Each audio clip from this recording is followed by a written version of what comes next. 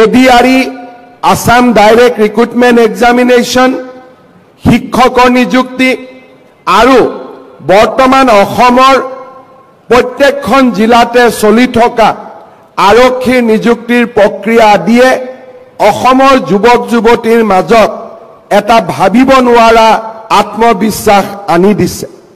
আজি অসমত 11 লাখ যুৱক যুৱতীয়ে একেলগে পৰীক্ষা দিয়ে আৰু প্ৰত্যেকজন যুৱক যুৱতীয়ে এটা কথা অন্তত মনত দৃঢ়ভাৱে প্ৰতিপন্ন কৰি লৈছে যে নিযুক্তি স্বচ্ছ হ'ব আৰু এই নিযুক্তিত কোনেও এটকা নোখোৱাকৈ নিযুক্তি হ'ব। তেনেকুৱা আজি আত্মবিশ্বাস অসমৰ যুৱক যুৱতীৰ মাজত গঢ়ি উঠিছে।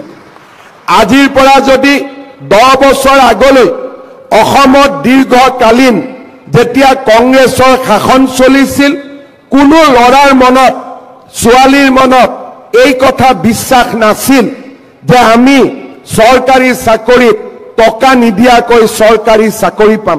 কোনেও বিশ্বাস কৰিব পৰা নাছিল আৰু চাওঁতে চাওঁতে সৰু এটা চাকৰিৰ বাবে টকা দিয়া ঘোষ দিয়াৰ পৰিমাণ 1 কোটি টকালৈকে বৃদ্ধি পাইছিল।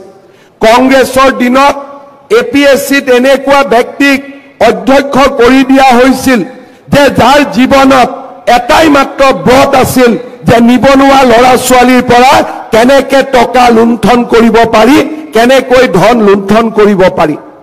আৰু এনেকুৱা এটা পৰিৱেশ আছিল যে অংগনবাদী কৰ্মী আশা কৰ্মী নিযুক্তি দিবৰ বাবেও ধনৰ লেনদেন হৈছিল। আজি আমি সেইখন অসম এটা যুগৰ পৰা আন এটা যুগলৈ পৰিৱৰ্তনৰ বাবে কাম কৰিছো। কংগ্ৰেছৰ দিনত থকা পংকিলতাক আঁতৰাই আজি আমি স্বচ্ছতাৰ এটা নতুন দিগন্তলৈ গতি কৰিছো। কোনোবাই সুধিছে যে আমাক প্ৰশ্ন কাকতখন ঘৰত আনিব দিব লাগে, আমি কৈছো ঘৰলৈকে লৈ যাও। কোনোবাই কৈছে যে আমাক OMR চিটখন চাব দিব লাগে, আমি কৈছো সেইখনো লৈ যাও। কতো কোনোবাই কৈছে যে প্ৰশ্নৰ উত্তৰ কেইটা আপোনালোকে এনসাৰ কিটো ঠিক কৰি বনাইছে নে নাই তাকো আমি চাব খুজিছো, আমি কৈছো সেইটো চাই লওক। স্বচ্ছতাৰ এটা নতুন দিগন্তলৈ আমি গতি কৰিছো।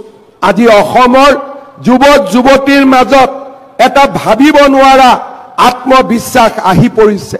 ঋণাত্মক পৰিৱেশবিলাক সলনি হৈছে আৰু লাহে লাহে এটা আন্দোলন বিবৰ্জিত পৰিৱেশত আমাৰ ৰাজ্যখনলৈ স্থায়ী শান্তি আৰু বিকাশৰ ধাৰা উভতি আহিছে। মই 3 বছৰ আগতে এই খেলপথাৰত যেতিয়া স্বাধীনতা দিৱসৰ পতাকা উত্তোলন কৰিছিলো তেতিয়া মই ৰাইজক এটাই আহ্বান জনাইছিলো যে আমাক এটা আন্দোলন বিবৰ্জিত পৰিৱেশ দিয়ক, আমি অসমত এক নতুন দিগন্তলৈ লৈ যাম।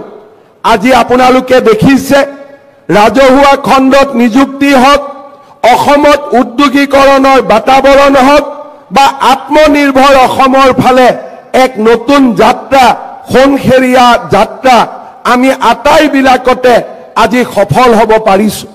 মই নিজেও গম পোৱা নাছিলো যে আমি কিমান সফল হৈছো। যোৱা পৰহি দিনাখন অসমৰ জাগিৰোডত সেমি কণ্ডাক্টৰ ইণ্ডাষ্ট্ৰি আমি আনিছিলো। ময়ো গম পোৱা নাছিলো যে কিমান ডাঙৰ ইণ্ডাষ্ট্ৰি আমি অসমত আনিছিলো। কিন্তু যোৱা পৰহি যেতিয়া কৰ্ণাটকৰ মন্ত্ৰী এজনে কান্দিব আৰম্ভ কৰিলে যে কৰ্ণাটকৰ পৰিৱৰ্তে অসমত কিয় এই উদ্যোগ গ'ল, তেতিয়া মই বুজি পালো যে অসমে আজি এক নতুন দিগন্তলৈ গতি কৰিছে আৰু কৰ্ণাটকৰ দৰে ৰাজ্যয়ো আজি অসমৰ সফলতাত ঈৰ্ষান্বিত হ'বলগীয়া হৈছে। তাতকৈ মোৰ জীৱনত আন ডাঙৰ প্ৰাপ্তি আন একোৱেই হ'ব নোৱাৰে, তাক মই বিশ্বাস কৰোঁ। আজি আমি ইমান দিনে অভিযোগ কৰিছিলো যে কৰ্ণাটকত উদ্যোগীকৰণ হৈছে, অসমত কিয় উদ্যোগীকৰণ হোৱা নাই। আজি কৰ্ণাটকৰ মন্ত্ৰীয়ে আজি ৰাজহুৱাভাৱে কান্দিব আৰম্ভ কৰিছে যে অসমত কিয় উদ্যোগ হৈছে, কৰ্ণাটকত কিয় উদ্যোগ হোৱা নাই।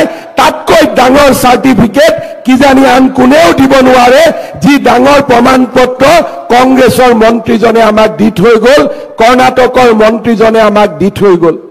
শ্ৰদ্ধাৰ যুৱক যুৱতী বন্ধু বান্ধৱীসকল, মই যেতিয়া অসমৰ আন ৰাজ্যবিলাকত গৈ কওঁ যে আমি এনেকুৱা এটা স্কিম আৰম্ভ কৰিছো যে ল'ৰা ছোৱালীক আমি নিজৰ ভৰিৰ ওপৰত নিজে থিয় হ'বলৈ 2 লাখকৈ টকা দিম, কোনো মৰ্টগেজ নলওঁ, কোনো কাগজ নলওঁ, আৰু আমাক 1 লাখ টকা ঘূৰাই দিব কেতিয়া 3 বছৰ তেওঁলোকে গেপ দিব।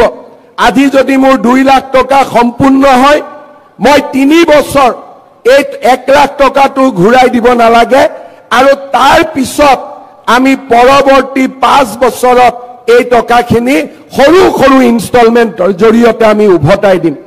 1 লাখ টকা আমি উভতাই দিব নালাগে, আৰু বাকি 1 লাখ টকা আমি কেতিয়া উভতাই দিয়া সম্পূৰ্ণ কৰিম 8 বছৰ পিছত। মই যেতিয়া যেনেকে এনেকুৱা ধৰণৰ আঁচনিৰ কথা কওঁ তেতিয়া মানুহে আন চৰকাৰসমূহ আচৰিত হয়, ৰাইজ আচৰিত হয়। যোৱাকালি মই হাৰিয়ানাত আছিলোঁ, মই এই আঁচনিৰ বিষয়ে কৈছিলোঁ আৰু ৰাইজক মই কৈ আহিছিলোঁ যে আপোনালোকে মোৰ ফেচবুক চাই থাকিব, অহাকালি 11টা বজাত আমি প্ৰথম 25,000 ল'ৰা ছোৱালীক এই আঁচনিৰ ধন আমি হস্তান্তৰিত কৰিম। বহুতে মোক বিশ্বাস কৰা নাছিলে, বেংকত যাব নালাগে বোলে, নালাগে, কোনো কাগজো দিব নালাগে বোলে, নালাগে, মৰ্টগেজো দিব নালাগে বোলে, নালাগে, বোলে টকাখিনি যদি ঘূৰাই নিদিয়ে। মই কৈছিলোঁ যে অসমৰ যুৱক যুৱতীৰ ওপৰত মোৰ বিশ্বাস আছে, তেওঁলোকক আমি যেনেকে কৰিব অনুৰোধ কৰিম তেনেকেই কাম কৰিব। আজি হাৰিয়ানাত বহুত লোকে এই ফাংচন লাইভ চাই আছে, মোক কৈছিলে যে আপুনি সঁচা কৈছে নে কি কৈছে, কালি আমি চাম। মই বোলো আপোনালোকে চাই থাকিব। অৰ্থাৎ আজি অসমক লৈ ভাৰতৰ চুকে কোণে আমি আজি গৌৰৱ কৰিব পাৰো যে আমি এখন নতুন অসমৰ ফালে আজি আমি ধাৱমান হৈছো। শ্ৰদ্ধাৰ যুৱক যুৱতী বন্ধু বান্ধৱীসকল, আপোনালোক সকলোৱে জানে এই আঁচনিখনৰ বিষয়ে মই আপোনালোকক বহুত দীঘলীয়াকৈ ক'ব নালাগে, মাত্ৰ 3টা কথা মই ক'ব খুজিছো।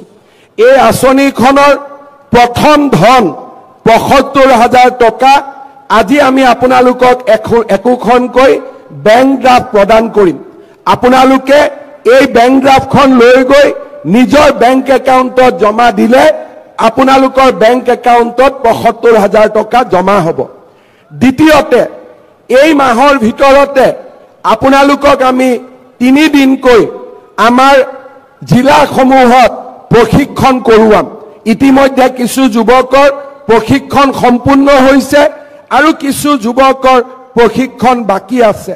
মই আপোনালোকক প্ৰতিশ্ৰুতি দিছো যে আপোনালোকৰ বেংক একাউণ্টত অহা 10 নৱেম্বৰত আমি আৰু 25,000 টকা সোমোৱাই দিম। অৰ্থাৎ আজি আমি 30 অক্টোবৰত কথা কৈ আছো আৰু 10 নৱেম্বৰত ৰাতিপুৱা 12 বজাৰ আগতে আপোনালোকৰ বেংকৰ একাউণ্টত 25,000 টকাকৈ আৰু জমা হ'ব। সত্ৰ 2টা 3 দিনীয়া প্ৰশিক্ষণটো সকলোৱে কৰিব লাগিব। আৰু আপোনালোকক আজি সময়ৰ অসুবিধাৰ বাবে আমি কোনো আণ্ডাৰটেকিং এখন সৰু চহী কৰাব খুজিছো, কিন্তু আপোনালোকক আমাৰ জিলাৰ পৰা একোখনকৈ চুক্তিপত্ৰ দিয়া হ'ব। তাত একো লিখা নাই যে 1 লাখ টকা ঘূৰাই দিব নালাগে আৰু 1 লাখ টকা 3 বছৰ গেপ দি 5 বছৰত ঘূৰাই দিব লাগে, এই কথাখিনিয়ে লিখা এখন কাগজ পাব।